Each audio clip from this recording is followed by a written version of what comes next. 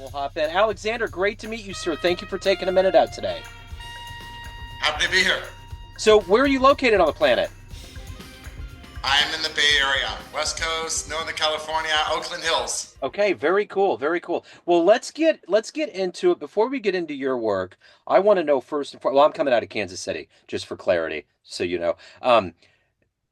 5 years ago, this pandemic began, threw everything into the unknown. We all had to figure it out. Hopefully, we came out better than when it began. Ultimately, how did living through that time period affect and influence your work and the way that you live life today? Uh, I feel like there's 100 different things, Yeah. right? Before the pandemic, I was not married. I had no kids. I, didn't own my own house. I was running a different company.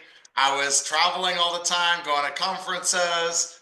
Uh, and so, like over the last, I don't know, 3, 4 years, um, my wife and I got married like February of 2020. Like, so that was right before. I mean, we were able to have a nice big party, and then a month later, we were canceling conferences and shutting down business travel, and there was a week of lockdowns, before our life was supposed to resume back to normal. Uh, I sold my previous company. I was running a company called Iris Automation, and basically we were doing autonomous vehicle software. We're the first company to truly scale commercial autonomous vehicle company across 9 countries. We got regulatory approvals. And mind you, this isn't self-driving cars. This is flying autonomous vehicles, commercial drones, air taxis. And I sold that sort of opportunistically in 2021. Uh, we bought a house and had kids. We have 2 toddlers now, both, 2 amazing boys. My wife runs her own company called Very Sim Life. They built a digital twin of the human body for drug development and, raised about $20 million. And, they have deals with the FDA and Mayo Clinic and top pharma companies. And I was sort of, for the first time in 7 years, without a job, trying to figure out what to do next. And in 2021, we had this baby, and I took on my coding gloves, and I was taking some courses and talking to investors and other entrepreneurs and trying to figure out what to do next.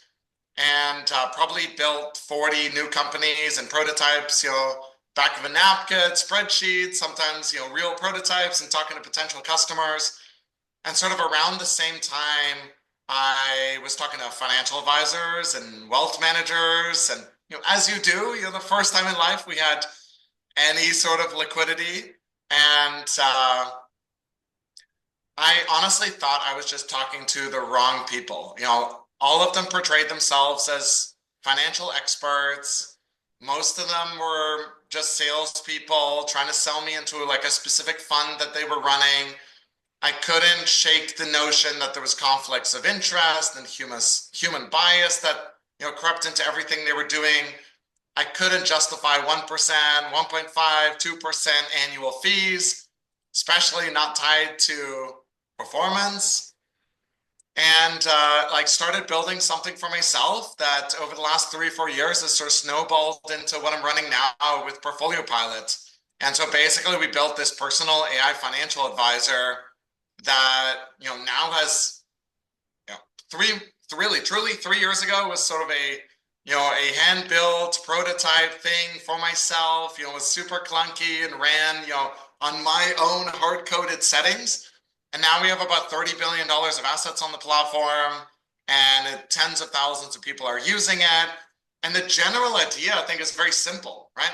People can upload a spreadsheet or a screenshot of their account or connect automatically to over 13,000 different brokerages or crypto wallets and real estate, private equity. We ask you a bunch of questions, and we'll give you a full assessment of how things are going in your specific financial picture. Everything from like, are you taking the right amount of risk? You're getting the most bang for your buck in terms of risk-adjusted returns. How exposed are you to market crashes and crises? Are you on track for retirement? Are there estate planning things that you should be looking at? How do you compare it to your peer group or others in your age bracket? What are some hidden opportunities for you?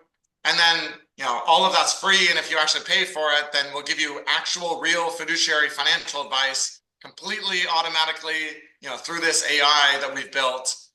And I don't think people are quite ready for AI to manage their money for them.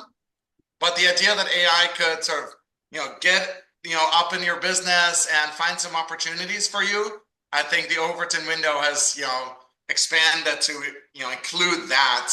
And the idea that we could give sort of personalized expert advice, while being actually regulated by the SEC, we're an actual fiduciary, registered investment advisor. It's been kind of a wild ride for the Yeah. last 3 years.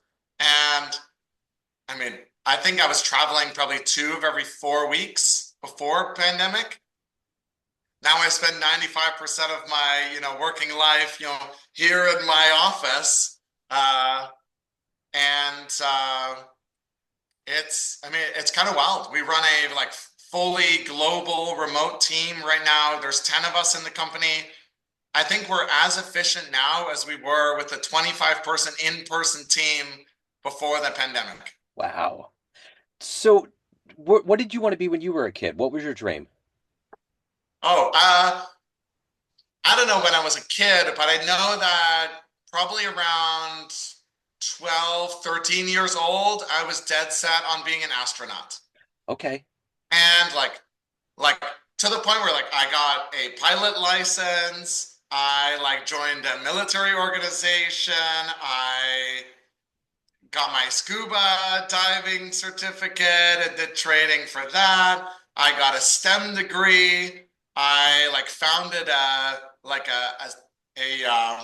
I lived in Canada at the time, so it was like the Vancouver Space Society. I invited like, top space people from the Canadian Space Agency to work. I did multiple projects together with the space agency. Like I founded a team at university to actually build a nano satellite, and and then honestly, I don't know exactly where along the way, but I realized that if I was to become an astronaut, it kind of felt like my whole life would be like pre-planned for me, and every minute, controlled about exactly what I'm allowed to touch and not allowed to touch, and which public appearances I go to, and similar to joining the military, right? Yeah. There's like a certain freedom you give up to do exciting things and, to do something special for your country.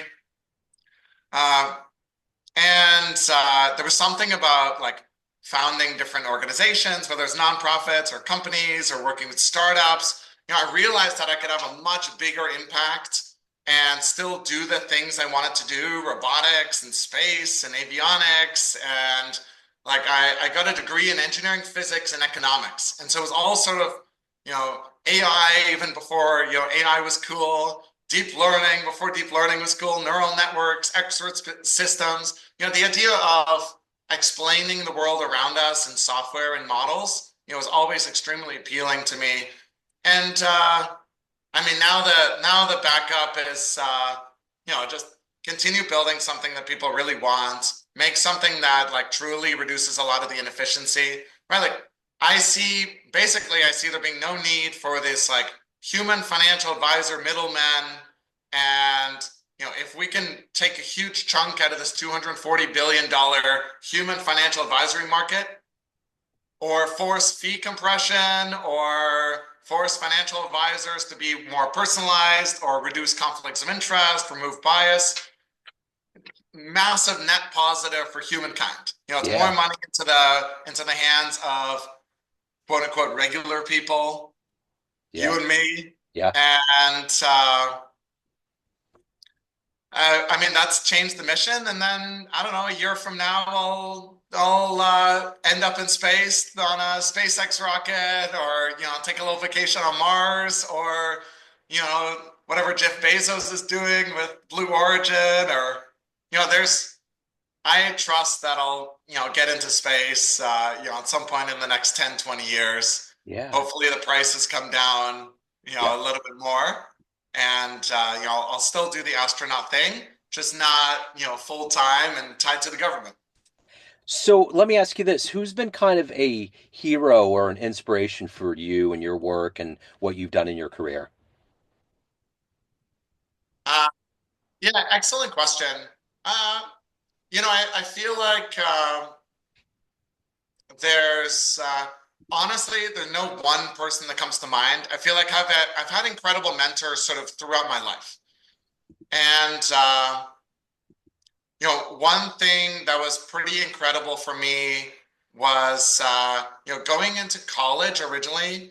I ended up winning some like national scholarship, and part of the scholarship they paid for tuition and also gave me a little bit of walking around money and like really pushed me to do interesting things in the summers. And ended up in India for a bit and Germany and working for startups in Silicon Valley. And the other thing they did was pair me with a mentor. And I ended up getting paired with this incredible astrophysicist. And there's something about like sort of the astronaut thing and what I was studying and physics and but I think the things I learned from this guy, partly there was interesting stuff that he pushed me and exposed me to and books he gave to read. But he was just like a very eccentric guy and completely lived his life the way that he wanted to live it. Like there was zero social norms that he felt like he needed to subscribe to.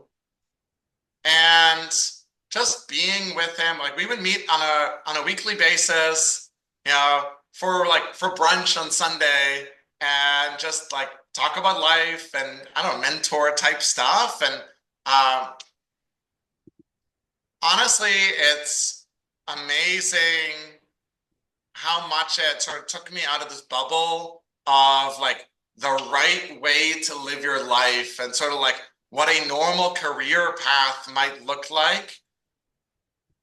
And it's possible that like a lot of the astronaut stuff we were just talking about and not wanting to do sort of the military thing or like government controlled life or the path in many ways, like the entrepreneurship journey that I'm on, and you're advising multiple companies and starting multiple companies. Um, the best thing about it is that I get to set my own schedule, and I have a new job every 6 months. Right, the biggest problem in my life right now with PortfolioPilot is very different than what it was 6 months ago, and Yeah. 6 months before that, it was completely something else as well. And so I feel like I'm just constantly learning. And I think that there's some people in life that I think are just constantly learning and they actually really like change. And I think it's very different than the majority of people. I think a lot of people like talking about change, but very few people actually want change and like change and think about it as this exciting thing to, shake up life, especially shaking up everything every 6 months. There's not many people I think that are enthusiastic about that. Yeah. So let me ask you this. And when you look back on your career and you look at all the clients and colleagues and everybody that you worked with, let's say all of them get into a room, you walk through them, you go to a podium, and you can tell them one fun thing about you or one fun story that they may not understand about you that would humanize you a little bit more. What story would you tell them? I think there's a lot of different stories that come to mind, but I imagine that in a group of people like that, I feel like it's much more intimate than most. There's probably like some sort of failure story that I would tell. I Yeah. think it's very easy to go on a podcast or to go on the news or to post on Twitter about all the successes and like in I think it's like I mean it's a common trope that every overnight success story is like 10 years in the making. Yeah. And like there's so many mistakes I've made. If I look back, especially looking back at my first startup, I like the mistakes we made in the first 3 years are wild. How do we make it? And I think back and think like we were so young and naive, and why did we spend so much time like picking out the right accounting system? Like that did not matter at all for like long-term success. Or why did we spend so much time on the patent stuff, or you know, really getting this like very specific engineering architecture right? We should have just focused on the thing that mattered, right? Like just let's get a bunch of customers. Let's spend time going around and just trying to get 10 customers that, really, really, really needed this thing that we're building. Listen to them, sit in their office, and, instead we probably burnt through millions of dollars of venture funding and built prototypes that never saw the light of day and hired people that were a complete mistake that we, ended up wasting money on. I mean, just to like circle back to your question, like I think it's probably a story like that of Yeah. just failure.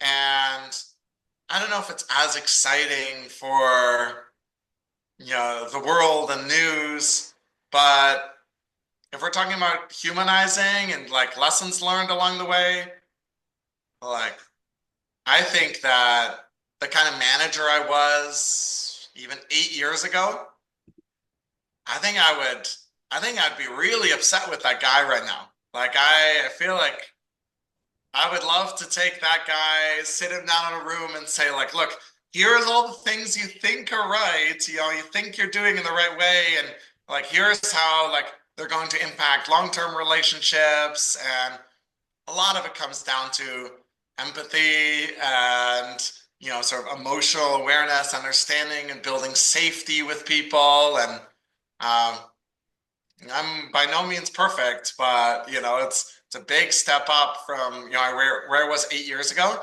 I also think it's almost scary to think that 8 years from now I'm gonna look back at where I am today and watch this interview, or think about like the things I was doing in year three of PortfolioPilot and think like, oh man, that guy was an idiot. And like, he was making so many mistakes and he was being so inefficient with his time. And it's scary and exciting. Like, I really want to be on a trajectory of personal growth that, gets me to that point 8 years from now. Yeah. It So would let me, actually be, I think, like even more scary if I looked back and said, yeah, it was like, I was pretty solid, yeah, 2025. yeah, totally. So let me ask you this. If everything that you've done up to this point in your life evolved into and achieved, what are you ultimately the proudest of?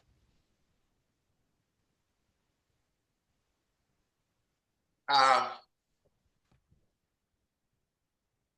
I think there's a few things that come to mind.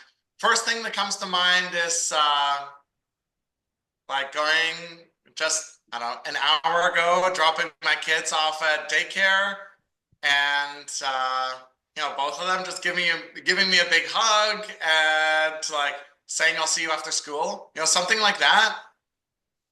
I have a 4-year-old and a 2-year-old, and like the fact that they still really like me and like run to give me a hug coming into the room. Very proud of that, Yeah. and like that's very important to me. I think that the biggest thing that I think we were able to do with my previous company with Iris Automation, getting these regulatory approvals and sort of like paving the path, I think made it easier for hundreds, if not thousands of other companies to follow the same kind of path. And I think it's really difficult for someone to spend as much time with the FAA and with civil aviation authorities and, actually create some new set of rules and a framework for like an entire industry to move forward. And so like very proud of that. Was a huge pain in the ass to like go through and like slug that out over the years, and felt like a lot of sort of two steps forward, one step back. But I like to think that being able to have more and more of these commercial drones allows us to like remove dull, dirty, dangerous jobs from the world. It makes everything from like agricultural surveys to mining exploration to pipeline inspection to like environmental surveys and construction more efficient. It should have a massive impact like over the next 5, 10, 20 years as like robotics, I think like takes a real leap forward. Very proud of that. Yeah. And then, I mean, there's something about, tens of thousands of individuals already getting better financial advice, with PortfolioPilot. I have 2 to 3 user conversations every single day, and it's kind of amazing to hear people say like, oh, I feel more confident with my own personal financial situation because I'm paying $20 a month for your software system. Yeah. Especially someone I've never met, right? Like a lot of these people I'm getting on a call with for the very first time, and they've already been using the product for months. In that sense, very different than doing some sort of like B2B sales approach with a big business, or talking to a Fortune 500 company. It takes a year or 2 to close a deal, and everybody involved. The fact that there's just thousands of people finding PortfolioPilot in some way on the internet, trusting us enough to give some personal information or pull out a credit card. I'm very proud of that as well. And then I got some angry people too, right? And we fix things in the product and it keeps getting better, and we do new releases every Monday. And I can't wait to see what this looks like, at a scale of millions of people. Yeah. And like the sort of impact that might have on confidence and like personal finance. It's so personal, right? There's so much emotion and psychology wrapped up into this. But if we can give people, their 1% human advisor fee back every single year, seems small, but it adds up over time and ends up making a huge difference in retirement over the course of someone's life. So if anybody wants to get involved with PortfolioPilot, ask you questions, reach out, any of the good business, where do they go? Feel free to, honestly, what I would love is sign up, just portfoliopilot.com, it's free to sign up, free, I like to think it's like one of the best free portfolio trackers out on the web, and you can get a full analysis without taking out your credit card or paying anything. And then, the actual financial advice is where you get a 2-week free trial. Obviously, feel free to reach out to support. And, I'm personally still dealing with, 50% of our support tickets. And so you might get me, might get me on the line, but also feel free to reach out on Twitter. My handle's Alex Harm, or PortfolioPilot is the company account. And I like to think we're super responsive, and we're still small enough, with only $30 billion of assets on the platform, that we can respond quite quickly and deal with individual problems. Mostly just because it's incredibly useful for us to get feedback and quickly iterate. If there's one advantage that we have over Schwab and Fidelity and the big guys, it's that we can iterate quickly and make decisions fast, and that velocity I think allows us to build something really interesting. Absolutely. Well, this has been fascinating. Alexander, thank you so much for taking a minute out today. I appreciate it. Best of luck with the platform. Joe, thank you so much for having me on. It's been fun. Sir.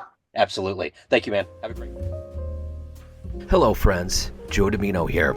I just wanted to let you know that after 30 years or so, I have finally released my first book of poetry through the mighty Spartan Press here in Kansas City, Missouri. As the creator and host of both Neon Jazz Radio and the Famous Interviews with Joe Dimino podcast, along with being a visual artist, I'm ready to embark on a new adventure and want you to be a part of it. You can get a copy online via Barnes & Noble, Amazon, and actually on the streets in Kansas City at the great Prospero's bookstore off 39th Street. You can also visit joedimino.com for links to the book, to more poetry, and everything in my world, including paintings. Thanks for all of the love and support over the years, and please dig the words.